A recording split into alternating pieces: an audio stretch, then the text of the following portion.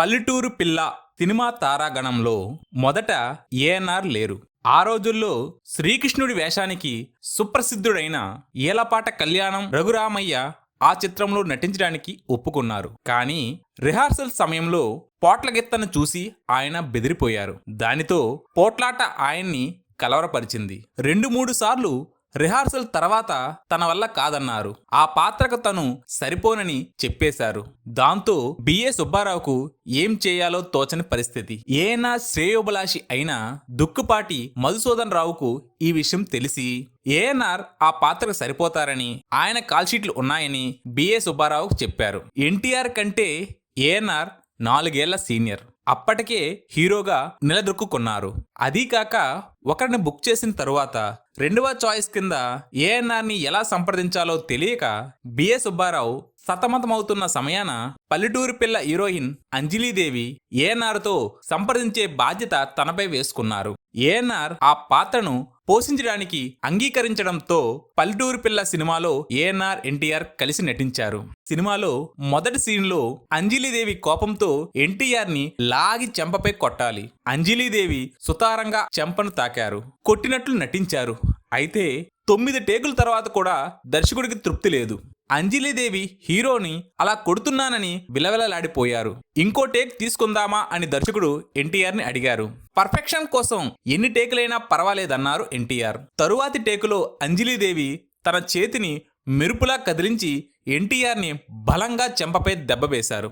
Shot okay అయింది. ఎన్టీఆర్ నిశ్చలంగా ఉన్నా గాని ఆయన మొహం ఎర్రబారింది. కొంచెం సేపటికి గాని ఆయన తేరుకోలేదు. ఒక కొత్త నటుణ్ణి అన్నిసార్లు చెంపపై కొట్టినందుకు అంజలీదేవి కన్నీటి పర్యంతమైతే బిఏ సుబ్బారావు ఎన్టీఆర్ సీను బాగా వచ్చింది కదా అని ఆమెను ఊరడించారు. పోట్లగిత్తతో పెనుగులాడే సన్నివేశం పల్లెటూరు పిల్ల సినిమాకు కీలకమైన సన్నివేశం.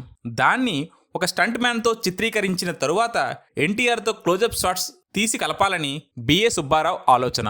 కానీ ఆ సీన్ తానే స్వయంగా చేస్తానని డూప్ అక్కర్లేదని ఎన్టీఆర్ అన్నారు. ఆస్ట్రేలియాకు చెందిన బలిష్టమైన పొగరబోతు గిత్త అది. సీన్ ప్రకారం ఎన్టీఆర్ గిత్త ముక్కుతాడుని ఆ కొమ్ముని పట్టుకుని దాన్ని లొంగ తీసుకోవాలి. కెమెరా రోల్ అవ్వడం ప్రారంభం కాగానే డైరెక్టర్ యాక్షన్ అని అరిచిన వెంటనే ఆ గిత్తకు ఎన్టీఆర్కి మధ్య నిజమైన పోరాటం మొదలైంది. ఎంత ఒడుపుగా కొమ్ములను పట్టుకుని గిత్తను ఆపాలని ప్రయత్నించినా ఆయనకది సాధ్యం కాలేదు.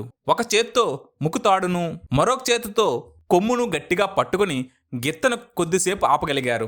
ఎన్టీఆర్ చేతిలో నుంచి ముక్కుతాడు జారిపోయింది. ఆయన పట్టు కోల్పోయారు. డైరెక్టర్ కంగారుగా చేతులు తిప్పుతూ సైగలు చేస్తూ గిత్తను వదిలిపెట్టి పక్కకు వచ్చేయమని గట్టిగా అరిచారు. ఎన్టీఆర్కి ఆయన మాటలు వినిపించలేదు.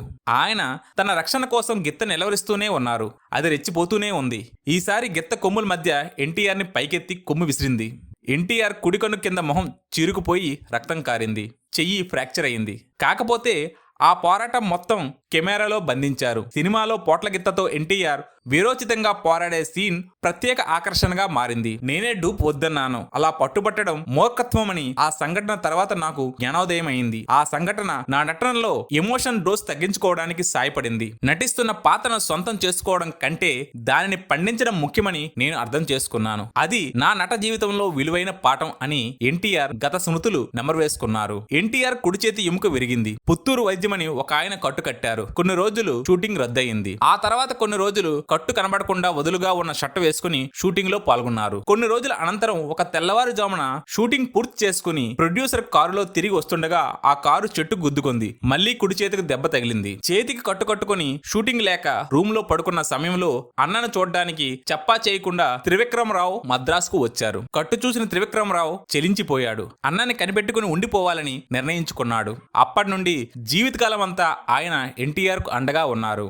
ఎన్టీఆర్ కు చాప మీద పడుకునే అలవాటు. అలా ఎందుకని అడిగితే అది తనకు చిన్నప్పటి అలవాటన్నారు. తరిచి అడిగితే ఎన్టీఆర్ తన హృదయాన్ని ఆవిష్కరించారు. చిన్నతనంలో వారింట్లో ఒకటే మంచం ఉండేది. తండ్రి తమ్ముడు దానిపై పడుకునేవారు. తల్లి తను చాపపై పడుకునేవారు. ఇంటికి అతిథులు వచ్చినప్పుడు ఆ ఒక్క చాపను వాళ్ళకిచ్చి కటిక నేలపై తను తన తల్లి పడుకునేవారమని ఎన్టీఆర్ చెప్పారు. వయసు వచ్చిన తర్వాత కూడా ఎప్పుడైనా తన తమ్ముడితో కలిసి ఒకే మంచం ఉన్న గదిలో ఉండవలసి వస్తే అతనితో మంచం మీద పడుకుంటే పక్క మీద అటు ఇటు తిరిగినప్పుడు అతని నిద్ర పాడవుతుందని మంచం తమ్ముడికిచ్చి తాను చాప వేసుకునేవారు ఎన్టీఆర్. త్రివిక్రమరావుకి చదువు అబ్బలేదు గాని పనులు చేయడంలో దిట్ట.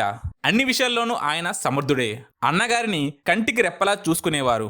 ఎన్టీఆర్ కూడా అన్ని విషయాలకు తమ్ముడి మీదే ఆధార పడేవారు. సినిమాల్లో నటించడానికి మద్రాసు వెళ్లాలా వద్దా అని ఎన్టీఆర్ ఆలోచిస్తున్నప్పుడు త్రివిక్రమరావు అవకాశాన్ని వదులుకోవద్దని అన్నగారిని ప్రోత్సహించారు. సంపాదన మొదలైన తరువాత కూడా ఉమ్మడిగానే ఉన్నారు. అన్న రాముడికి తమ్ముడు త్రివిక్రమరావు లక్ష్మణుడే. ఎన్టీఆర్ హీరోగా నటిస్తున్న పల్లెటూరు పిల్ల సినిమా నిర్మాణం చాలా కాలం సాగింది. మిర్జాపురం రాజా, లక్ష్మమ్మ కథ, మనదేశం, పల్లెటూరు పిల్ల అనే 3 చిత్రాలకు ఒకేసారి నిర్మిస్తున్నందుకు 3 చిత్రాలకు డబ్బు సమకూర్చుకోవడం ఓ సమస్యగా తయారైంది. వీటిలో లక్ష్మమ్మ కథ, మనదేశం చిత్రాలకు రాజావారొకరే నిర్మాత అవడం వల్ల సహజంగానే ఆయన ఆ 2 చిత్రాల నిర్మాణానికి ప్రాధాన్యం ఇచ్చారు. వాటికి సరిపోగా మిగిలిన డబ్బును ఆయన బిఏ సుబ్బారావుతో భాగస్వామిగా నిర్మాణం చేపట్టిన పల్లెటూరు పిల్ల చిత్రానికి సర్దేవారు. అందుచేత డబ్బు సమకూరినప్పుడల్లా పల్లెటూరు పిల్ల సినిమాను అప్పుడు కొంచెం ఇప్పుడు కొంచెంగా బిఏ సుబ్బారావు షూటింగ్ చేశారు.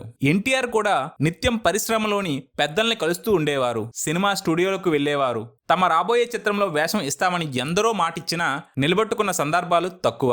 ఆ దశలో ఆయన హెచ్ఎం రెడ్డి గారిని కూడా ఎన్నో మార్లు కలుసుకున్నారు. హెచ్ఎం రెడ్డి తొలి తెలుగు టాకీ చిత్రం భక్త ప్రహ్లాదను నిర్మించిన వ్యక్తి. ఆయన సాటిలేని ఆశావాది. గడ్డు పరిస్థితుల్లో కూడా చిత్ర నిర్మాణాన్ని వదిలిపెట్టలేదు. ఆయన ఎన్టీఆర్ని ఫలానా రోజున ఫలానా సమయానికి రమ్మని పిలిచేవారు. ఎన్టీఆర్ సరిగ్గా చెప్పిన సమయానికే వెళ్లేవారు. హెచ్ఎం రెడ్డి ఎన్టీఆర్ తో వేషం గురించి ఆశాజనకంగా ప్రోత్సాహకరంగా మాట్లాడి తర్వాత వారం మళ్లీ కలవమనేవారు. వచ్చే వారం మళ్లీ అదే మాట. అలా వారాల మీద వారాలు గడిచిపోయాయి. కానీ రెడ్డి గారు వేషం ఇవ్వలేకపోయారు. అప్పట్లో ఆయన పరిస్థితులు అలా ఉన్నాయి. సినీ రంగంలో అవకాశాలు దక్కించుకోవాలని ప్రయత్నిస్తున్న ఎన్టీఆర్ తన లక్ష్య సాధనలో భాగంగా ఎంత దూరమైనా వెళ్లేవారు. ఎవరినైనా ఎన్నిసార్లైనా సరే విసుగన్నది ప్రదర్శించకుండా కలిసేవారు. షూటింగ్ ఉన్న రోజుల్లో ప్రొడక్షన్ హౌస్ వాళ్లే ఆయన్ని లాడ్జ్ నుండి కారులో స్టూడియోకి తీసుకువెళ్లేవారు. షూటింగ్ లేని రోజుల్లో నిర్మాతలను కలవడానికి ఎన్టీఆర్ కాలినడకనే వెళ్లేవారు. బస్సు ఛార్జీలు పెట్టుకోలేని పరిస్థితి. ఇక టాక్సీ ఎక్కే ప్రసక్తే లేదు. ఎన్టీఆర్ జేబు ఖాళీగా ఉండేది. మద్రాసులో ఆయన జీవితం ఆ రోజుల్లో ఒక పోరాటమే. పల్లెటూరి పిల్ల చిత్రం షూటింగ్ సవ్యంగా సాగకపోవడం వల్ల, కొత్త సినిమాలు రాకపోవడం వల్ల ఎన్టీఆర్ చేతిలో డబ్బు లేదు. ఆ రోజుల్లో భోజనం 9 అణాలు, రోజుకు ఖర్చు 14 అణాలు. డబ్బులు లేక 3 రోజులు భోంచేసేవాడిని కాదు అని తర్వాత కాలంలో ఎన్టీఆర్ గుర్తు చేసుకున్నారు. ఆయన ఈ విషయాన్ని స్నేహితులకు కూడా చెప్పలేదు గాని తన రూమ్మేట్స్ ఆ విషయం తెలుసుకుని బాధపడ్డారు. ఎన్టీఆర్ మాత్రం నిమ్మకు నీరెత్తినట్లు ఉండిపోయారు. ఆయన కేవలం టీ నీళ్లతో సరిపెట్టుకున్న రోజులు కూడా చాలానే ఉన్నాయి.